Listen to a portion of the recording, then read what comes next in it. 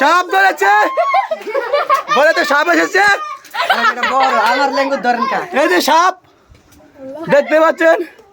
ঘরের ভিতরে সাপ ঢুকেছে সাপ এই সেই সাপ মাথা যাইতে লাড়িল এই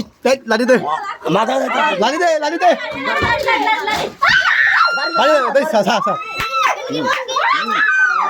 এই সেই সাপ সাপ ধরছি মারিস না রাখ মারিস না কি ধরছি ধরছি হুতালো ধরছি ধরিল হ্যাঁ দর্শি তুই সার লাইট ধর করো